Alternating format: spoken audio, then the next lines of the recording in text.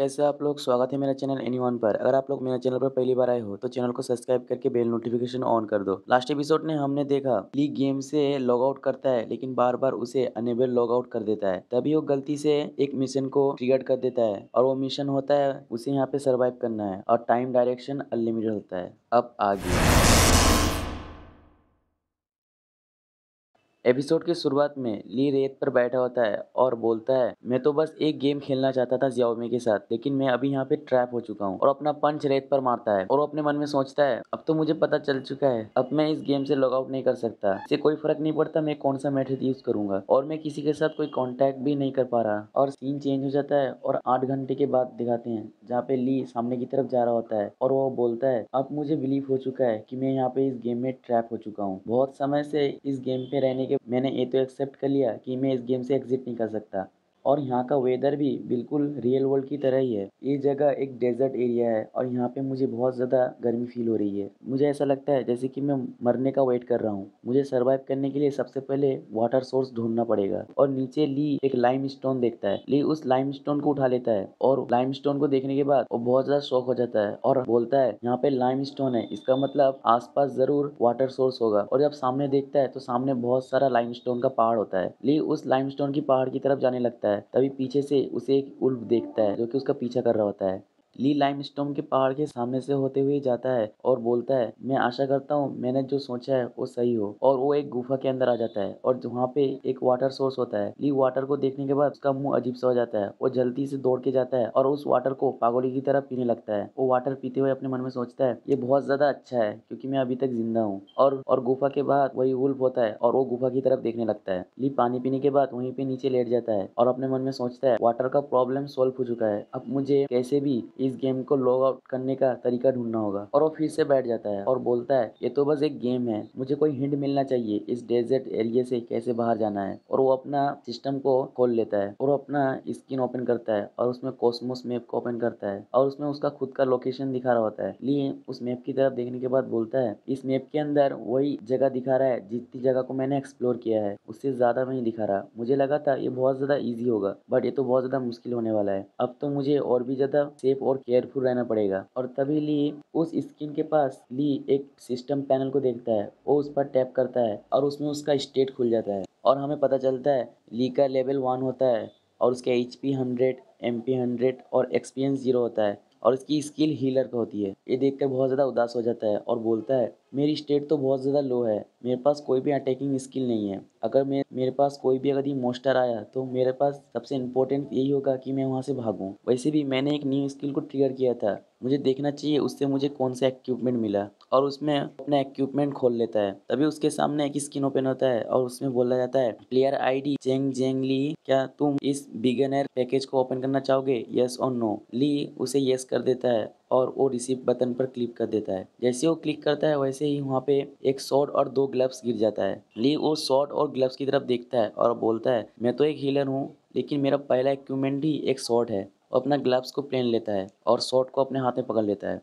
Shot पकड़ने के बाद वो वहीं पे प्रैक्टिस करने लगता है। वो सामने एक पत्थर का चट्टान देखता है तो उसकी तरफ वो जाता है और उसे अपनी शॉट से सेंटर से काट देता है। और उस शॉट में अपना चेहरा देखते हुए बोलता है, इसकी हार्डनेस बिल्कुल रियल वर्ल्ड की तरह ही है। और उस शॉट की ड्यूरेबिलिटी 1% कम हो जाती है। ली बोलता है, ये शॉट तो एक डिस्प्लेट है लेकिन फिर भी ये गेम तो व्यूजलाइट वर्ल्ड की तरह है। ली अपने शॉट को वापस भर लेता है और सोचता है, मुझे यहाँ पे उतना ज़्यादा यूजफुल इन्फॉर्मेशन नहीं मिला, मुझे यहाँ पे थोड़ा ढूंढना चाहिए, शायद मुझे कोई खाने का चीज़ मिल जाए। वैसे भी मैं यहाँ पे तो होल्ड कर कर नहीं बैठ सकता ना। और तभी पीछे से उसे कुछ साउंड सुनाई देती है। ली पीछे मुड़ता है और बोलता है, ये कैसा साउंड था, और वो उस तरफ जाने लगता है। ली जब उस तरफ जाता है तो वहाँ पे और एक गुफा के अंदर चला जाता है। वो सोचता है इस केव के अंदर तो बहुत ज़्यादा स्पेस है। और वो सामने देखता है तो सामने एक हड्डी नीचे गिरती है। ली उस साउंड से बहुत ज़्यादा डर जाता है लेकिन वो जब सामने देखता है तो सामने पे बहुत ज़्यादा स्केलेटन होती है। ली उनको देखने के बाद बोलता है, यहाँ पे इतना ज़्यादा एनिमल की स्केलेटन क्या कर रहा है। वो उस हड्डी को उठा लेता है। उस हड्डी को उठाने के बाद वो उस हड्डी के ऊपर एक नाखून का दाग देखता है। ली उस दाग को देखने के बाद बोलता है, मुझे लगता है मैंने कोई बुक में इस दांत के मार्क को कहीं देखा है। और वो बहुत ज़्यादा डर जाता है और उस हड्डी को वहीं फेंक कर वहाँ से भागने लगता है। उस हड्डी की तरफ देखता है और बोलता है, मेरा यहाँ पे रहना बिल्कुल भी सेफ नहीं होगा, मुझे जल्दी से यहाँ से निकलना होगा। तभी वो उल्फ ली के पास आ जाता है और अपना बड़ा सा मुंह खोलकर अपने मुंह के अंदर ली का सर पकड़ने वाला होता है। ली उसको देख लेता है और बड़ी फुर्ती के साथ वो नीचे झुक जाता है। ली वहाँ से स्क्रॉल होते हुए उसके दूर आ जाता है और तभी हमें उस उल्फ के बारे में बताया जाता है। उस उल्फ का लेवल 5 होता है और उसकी स्पीड 15 किलोमीटर पर घंटे की होती है और उसकी मेन अटैक होती है बाइंडिंग। वो जब किसी को बाइट करता है तो 200 केजी के फोर्स से बाइट करता है और उसकी वीकनेस होती है एब्डोमेन। और तभी वहाँ पे खून गिरने लगता है और वो खून ली का होता है। ली के हाथ पर डेजर्ट उल्फ ने बाइट कर लिया होता है। ली अपने हाथ पर अपना हाथ रखता है और बोलता है, यहाँ पे सच में एक मॉन्स्टर आ चुका है, अब तो ये बिल्कुल इम्पॉसिबल है कि मैं यहाँ से भाग सकता हूँ। और वो अपना स्वॉर्ड निकाल लेता है और बोलता है, अगर मैं यहाँ पे हारा तो मैं ज़रूर मरूंगा। और वो शॉट लेकर उस उल्फ के ऊपर मारता है और उसके बॉडी पर वो शॉट लगता भी है, लेकिन उसकी डिफेंस इतनी ज़्यादा मजबूत होती है वो शॉट वहाँ पे डिफ्लेक्ट हो जाती है। उसके सामने एक स्किन ओपन रहता है और उसमें उसे वार्निंग करते हुए बोलते हैं, तुम्हारी एचपी बहुत ज़्यादा लो है, सबसे पहले हेल्थ को फुल करो। और तभी वहाँ से सीन चेंज हो जाता है और ली हमें उसकी पास्ट के बारे में बताता है, जहाँ पे ली बोलता है, जब मैं हाई स्कूल पे था तब मैं एक केंडो क्लब में था। मैं चाइना का सबसे पहला यंगेस्ट केंडो चैंपियन था जिसने 6 स्टेज को ब्रेक किया था। अब तुम लोग मुझे कहोगे मैंने क्यों केंडो सीखा? इसका आंसर बिल्कुल सिंपल है। मेरी मॉम जब यंग थी तब वो केंडो की बहुत बड़ी फैन थी, इसीलिए उन्होंने मुझे बहुत ही कम उम्र में केंडो सिखाने ला दिया। मुझे तब पहले लगा था कि केंडो सीखना बहुत ज्यादा आसान है क्योंकि उसकी अजीब सी कपड़े और अजीब से मूव्स मुझे बहुत ज्यादा फनी लगती थे, लेकिन जब मैं एक्चुअल में प्रैक्टिस करना स्टार्ट किया तब मुझे पता चला केंडो जितना इजी लगता है उतना ज़्यादा है ही नहीं।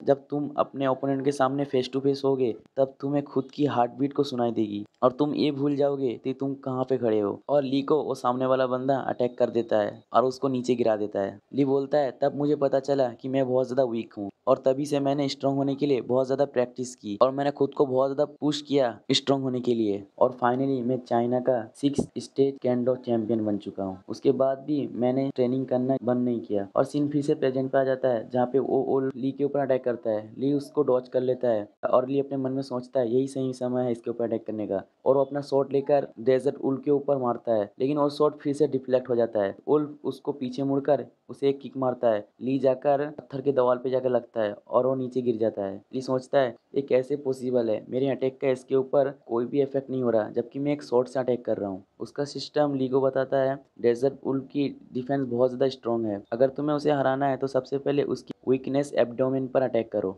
उल्फ तभी दौड़ते हुए आता है ली के ऊपर अटैक करने और ली को आके बाइट करता है। ली उसे डॉज करता है और वहां से हट जाता है और पीछे की तरफ आ जाता है और अपने मन में सोचता है ये सच में बहुत ज़्यादा फास्ट है, इसकी अटैक जब भी मेरे पास आती है तब मुझे ऐसा लगता है कि अब मैं मरने वाला हूँ। और पीछे उसके दीवार आ जाता है और वहाँ पे वो फंस जाता है। उल्फ उसके सामने होता है। ली शॉट लेकर आगे की तरफ कर देता है और अपने मन में सोचता है अब मुझे लगता है कि मैं अब यहाँ पे मरने वाला हूँ। तभी वहाँ पे सिस्टम उसे बताता है तुम्हारी हेल्थ बहुत ज़्यादा कम है। ली सिस्टम की बात को ध्यान नहीं देता और वो बोलता है डेजर्ट उल्फ की वीकनेस एब्डोमेन है, तो मुझे पता है अब मुझे क्या करना है। उल्फ उसके ऊपर दौड़ते हुए अटैक करता है। ली भी उल्फ के ऊपर अटैक करता है और वहाँ पे बहुत ज़्यादा खून गिरने लगता है और वहाँ पे सीन चेंज होता है और सीन चेंज होने के बाद हमें दिखाया जाता है डेजर्ट उल्फ ने ली के कंधे पर बाइट कर लिया होता है और तभी फिर से ब्लड बहुत ज़्यादा निकलने लगता है और हमें दूसरे सीन में दिखाया जाता है ली ने अपने शॉट उल्फ के सीने के आर पार कर दिए होते हैं। ली उस उल्फ से बोलता है अब इस वक्त ये बिल्कुल इम्पॉसिबल है कि मेरा अटैक तुम्हारे ऊपर बिल्कुल भी इफेक्ट नहीं करेगा,